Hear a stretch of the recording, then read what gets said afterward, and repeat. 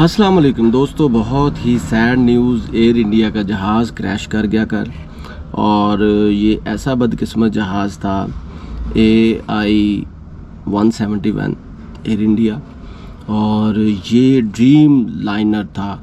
ऐसा जहाज़ कि जिसका इंजन फेल भी हो जाए फिर भी वो डिस्ट्रॉय नहीं होता, फिर भी वो तबाह नहीं होता। 7878, ठीक है। और हैरानगी की बात है कि अपनी फ़्लाइट भरने के बाद, टेक ऑफ करने के बाद 30 सेकंड के अंदर अंदर ही ये गिर के तबाह हो गया। और इसने मे डे की कॉल की 650 फीट की बुलंदी पे, और अचानक उसके बाद इसका राब्ता डिस्कनेक्ट हो गया। मे डे से मुराद होता है कि भाई ये एमरजेंसी कॉल होती है। ये एमरजेंसी कॉल तब ली जाती है जब जहाज़ बहुत ही ज़्यादा तकलीफ़ में हो, बहुत ही ज़्यादा डेंजर में हो। तो ऐसा कैप्टन कि जो बहुत ही ज़्यादा एक्सपीरियंस था, और 14 साल हो गए थे इस जहाज़ को बने हुए, और उसके बाद बहुत सी प्रॉब्लम्स में आती रही। कोई एसी ख़राब है, ये है, वो है, लेकिन तबाह नहीं हुआ था, डिस्ट्रॉय नहीं हुआ था। और अचानक कल अहमदाबाद के पास ये तबाह हो गया। और वहाँ पे एक हॉस्टल की बिल्डिंग पे जा गिरा, मेडिकल की कॉलेज की हॉस्टल की बिल्डिंग पे जा गिरा। और कहा यह जाता है कि कैजुअलिटी बढ़ेगी। वैसे 242 लोग थे इसमें सवार, और सीट 11A का जो बंदा है विश्वास कुमार, वो बच गया जी मौज़ाती तौर पे। वो कैसे बचा, ये भी एक अलग ही एक दास्तान है जो कि पता चलेगी।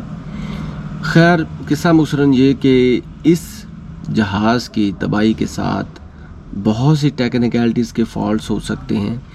अब कहा यह जाता है कि इसके 2 ब्लैक बॉक्सेस थे, जिनमें से एक मिल गया, ठीक है। और ये 2 इंजन वाला जहाज़ था, बोइंग था। तो अब उससे पता चलेगा कि इसके बेसिक चीज़ें क्या थी जिसकी वजह से ये तबाह हुआ, क्रैश हुआ। तो मुझे इससे रिलेटेड 3 बातें करनी है जी। पहली बात तो ये कि ये जहाज़ जो तबाह हुआ है ना इंडिया का, बड़े लोग कंडेम कर रहे हैं, सारा मामला ठीक है, मासूम जाने गई हैं। इनमें जो फीलिंग्स थी ना, जो लोगों की फीलिंग्स थी, वो बहुत ही ज़्यादा सॉरोफुल थी। क्योंकि इसमें एक डॉक्टर थे प्रतीक, जो कि लंदन में 6 साल से जॉब कर रहे थे, और वो अपनी बीवी और 3 बच्चों को लेकर गए थे, ठीक है। और ये उनकी पहली फ़्लाइट थी, उनके बच्चों की और उनकी बीवी की, और वो भी इस हादसे में जाँ बहक हो गए। इसके अलावा इनके गुजरात के पुराने साबिक़ वज़ीर आला, वो भी यहाँ पे इंतकाल कर गए, वो भी इस हादसे में उनकी भी डेथ होगी। इसके अलावा और बहुत सी फीलिंग्स थी लोगों की। और एयरपोर्ट पे लोग DNA के लिए आए हुए थे, ताकि DNA से ही रिकग्निशन हो कि भाई उनका प्यारा कौन सा है। ये बहुत अलगनाक चीज़ होती है, बॉडी ही ना पहचान सकें कि ये किसका प्यारा है, किसका बेटा है, किसका भाई है, किसकी माँ है, किसका बाप है, और किसकी बीवी है, और किसका हस्बैंड है।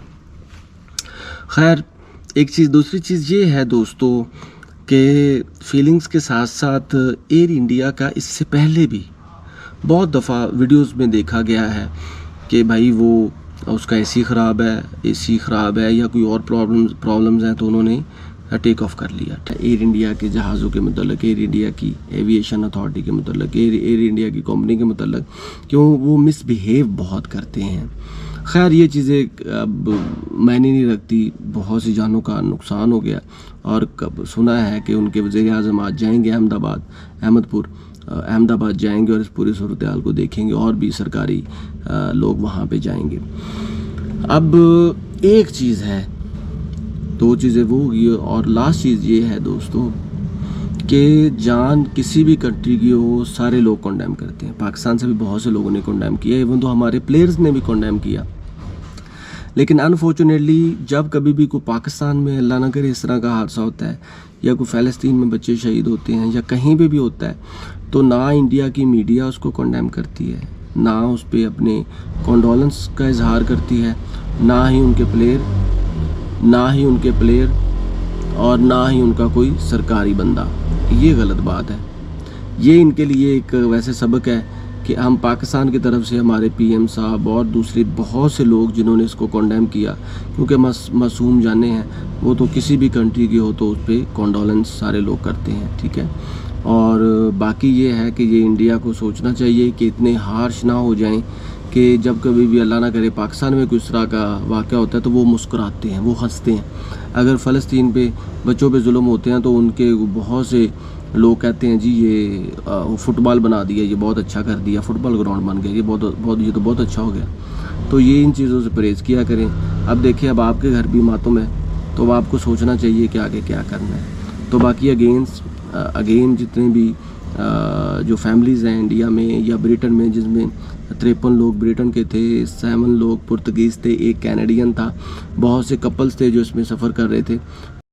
और दुनिया को अब सोचना चाहिए कि आने वाले वक्तों में कि क्यों टेक ऑफ के बाद ही या लैंड के दौरान ही जहाज़ तबाह होते हैं। इस पर रिसर्च करनी चाहिए और रिसर्चर को चाहिए कि एरोनॉटिक इंजीनियरिंग और जो एविएशंस का अमला है वो किस तरह ऐसी चीज़ों पे कंट्रोल कर सकता है, और क्यों मे डे की कॉल को रिस्पांस नहीं किया गया और क्यों इस जहाज़ को नहीं बचाया गया। ये कुछ टेक्निकलिटीज़ हैं जिन पे फ्यूचर में हो सकता है कि मैं उम्मीद करता हूँ कि एविएशन के जो लोग हैं और जो एरोनॉटिक्स से ताल्लुक़ है जिनका, वो इस मसले पे ज़रूर काबू पाएंगे। Thank you so much.